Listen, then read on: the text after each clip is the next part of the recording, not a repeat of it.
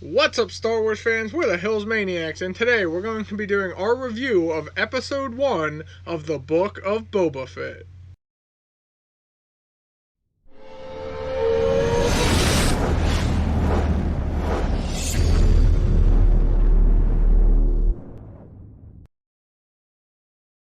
So, the Episode 1 of the Book of Boba Fett, the newest Star Wars series on Disney Plus, came out today, and we decided to watch the episode and then talk about our thoughts and kind of review the episode and see what we maybe liked or disliked about the episode and what we thought for the overall story of Star Wars and maybe what direction this series could go in. Right. So we'll start with the non Star Wars fan, well, non as big a fan of Star Wars. Steven, and see what his thoughts were on this episode. Okay, so first of all, compared to like The Mandalorian, I don't think it, I mean, just this first episode at least. I don't know. I'm sure the show will get better as it progresses. That's what The Mandalorian did. Comparing this first episode to The Mandalorian, I don't know if it was necessarily as great as like the opening of that series.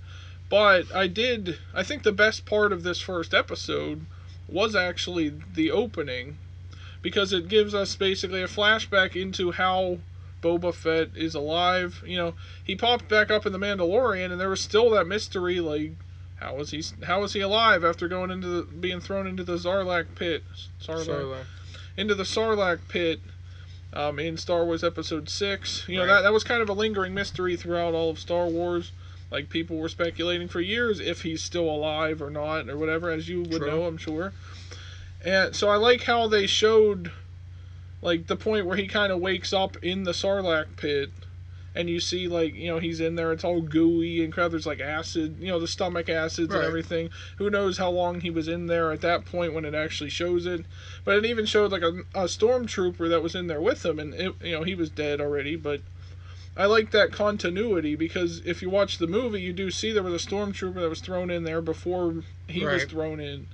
So I like that they kept that consistency with it, and then you kind of see how he gets out of there and everything else. So, like, I like that they continued, they basically, down to the last detail, remained consistent from Episode 6, and that was kind of like the biggest thing, and it solved that mystery that, like, everybody's been wondering about.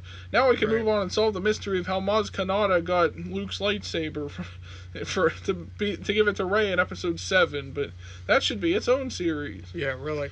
No, I completely agree. I mean, the episode started off with Boba Fett in a bacta-tank, which we've seen used by Luke Skywalker, and Darth Vader. You know, it's kind of that, like, healing pod, in a way. And he was basically dreaming, and it was doing this flashback of how he got out. And I like when he comes out of the Sarlacc pit, it still shows the remnants of Jabba's sail barge after the explosion. Yeah, that was another one of those, like, details that I said they remained consistent with it. Everything. It was, like, down to where it would have landed and everything else.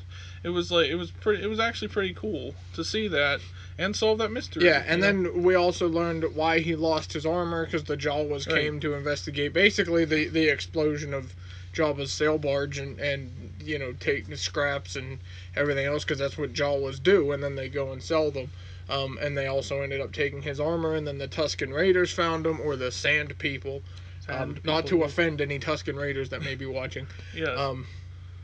But he ends up getting taken prisoner by the Tusken Raiders, and then, you know, he obviously has to escape them, and it goes into that whole backstory throughout the episode. It's not all continuous, because it does come back to the present time, where he's still with Fennec Shand, and he's sitting on Jabba's throne, and then he goes out to basically introduce himself to all of Tatooine, in a way, or at least the surrounding areas, because he's now leader of the crime syndicate on Tatooine, and he's basically saying that, like, I'm replacing Bib Fortuna, and who was alive somehow. You know, yeah, and I still don't know how he escaped the sail barge, but okay.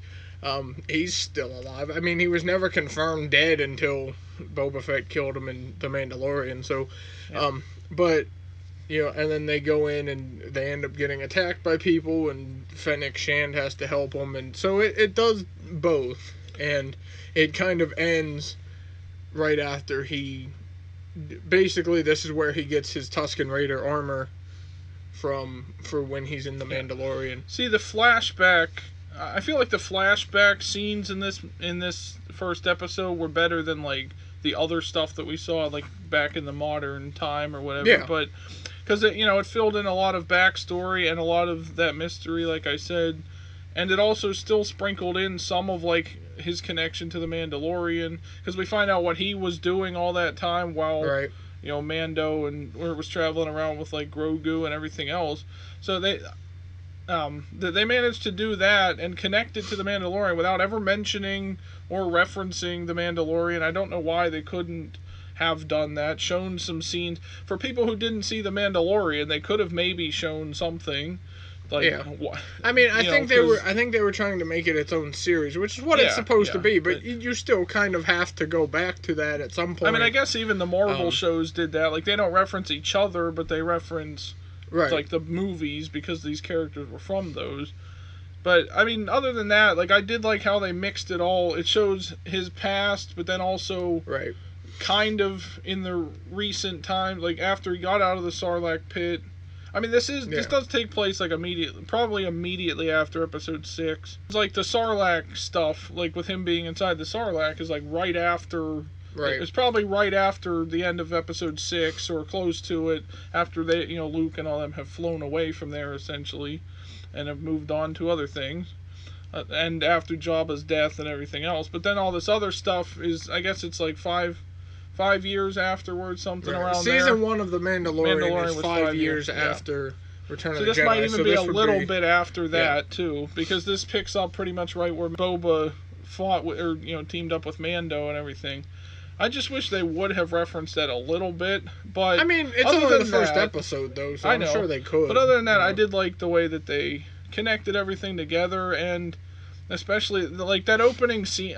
I told Clay earlier, I said that opening scene, that whole opening, or in all the flashbacks and everything to like everything that he's been doing this whole time was better than the entirety of like Star Wars: The Last Jedi, in my opinion. Because that was better storytelling, it was better fan service. Yeah, and it fills in that space of how to, because until The Mandalorian season 2, we had no confirmation as to whether or not Boba Fett died. I mean, there was no reference even to Boba Fett. Like, we didn't even know Boba Fett was going to be popping up in The Mandalorian. Well, and like, it wasn't really questioned. I'm sure back then, after Return of the Jedi, they had just assumed that he was going to be dead and just left it at that. But then they said, well, it takes, 1,000 years or whatever to... Have they ever confirmed that, actually? To digest the...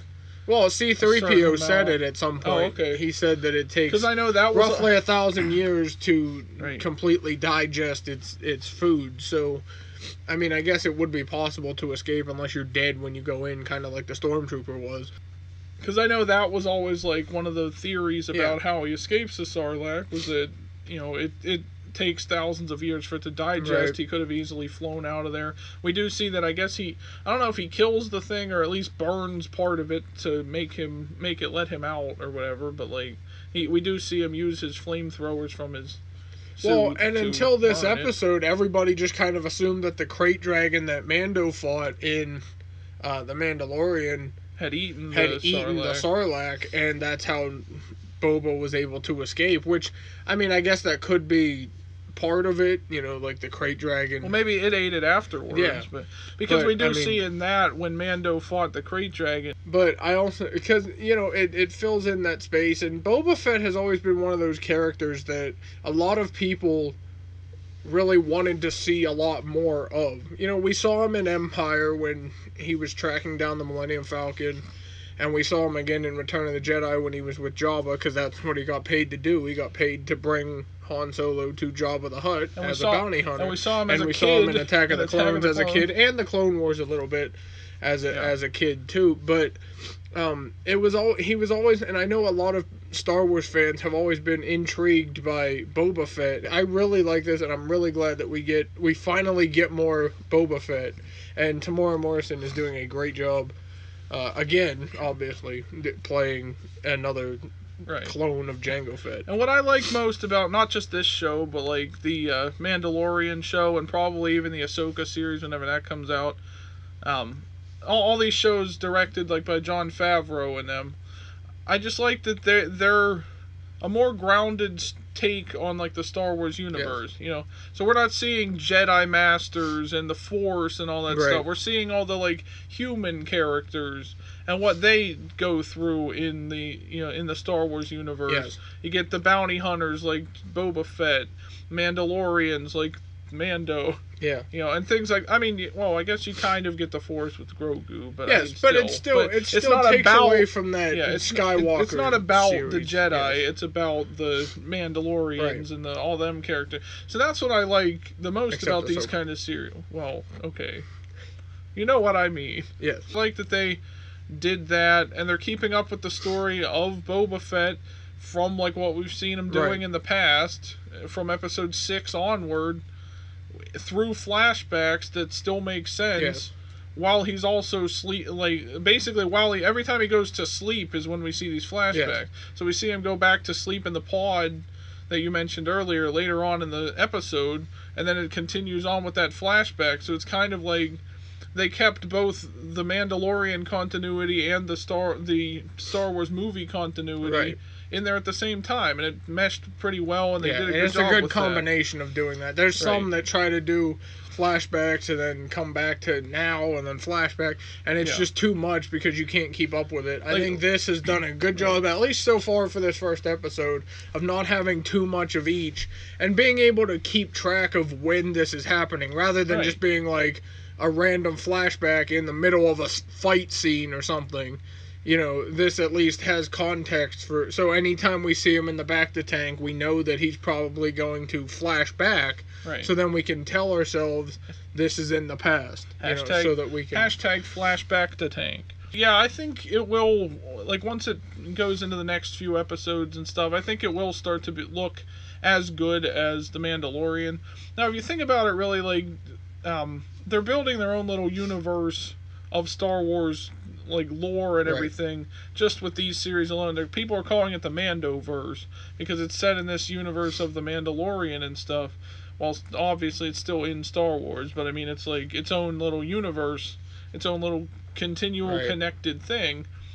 So it's almost like the Mandalorian is like the main thing, and then this would be like the 6-episode spin-off that may or may not have another season or whatever. You know, I feel like they could easily take this series, do a little bit with Boba Fett, and then kind of just drive him back into the Mandalorian and continue his story there where he's teaming up with Mando or fighting Mando or whatever, and it would go seamlessly, you know. So like it's neat that those can still connect and have their own stories at the same time, kind of similar to what the MCU is doing. Right. So and that's kind of what makes it this really fun, exciting thing.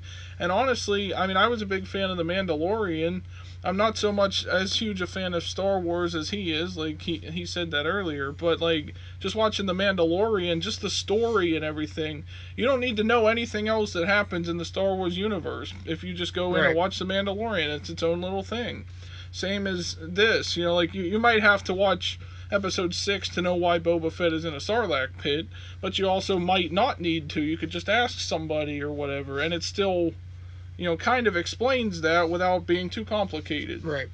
Which was good. So anyways, guys, there you go. That's our review and what we thought of episode 1 of the Book of Boba Fett. If you haven't seen it, I definitely recommend you check it out. Even if you're not that big into Star Wars, as Steven said, you could still be able to follow along, I think, with the show. And if you haven't checked out anything else from Star Wars, go do that too, because the series overall is really fun. So especially The Mandalorian. Yeah. Go watch that. Stay tuned for what else we got going on this channel, and we'll see you guys in the next one. May the Force be with you. Subscribe.